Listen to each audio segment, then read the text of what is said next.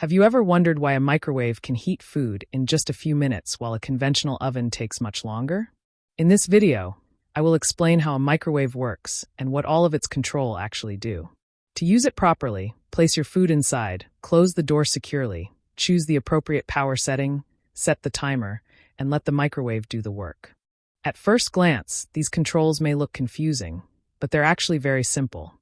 The top knob controls the power level, while the bottom knob controls how long the microwave runs.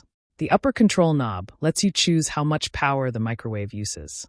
Different foods require different heating levels, which is why several settings are available.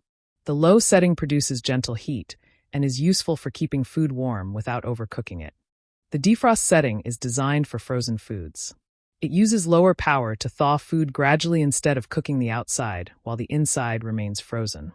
Medium-low power is suitable for softening foods such as butter or gently warming delicate items and works well for most everyday reheating tasks.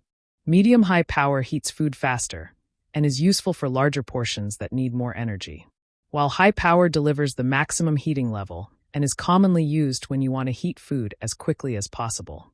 The lower knob controls the cooking time. Simply turn it to the number of minutes you want, and the microwave will start operating. Once the timer reaches 0, the microwave automatically stops. Before using the microwave, make sure the glass turntable is correctly positioned on its support ring. As the microwave operates, the turntable rotates continuously to help food heat more evenly from all sides. If the turntable is not installed properly, food may not heat consistently. This button is called the door release button.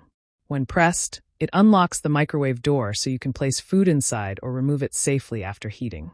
The microwave will not operate unless the door is fully closed and locked. Now that you understand the basic controls and main components of a microwave, using one becomes much easier and safer. Follow for more simple explanations of everyday devices.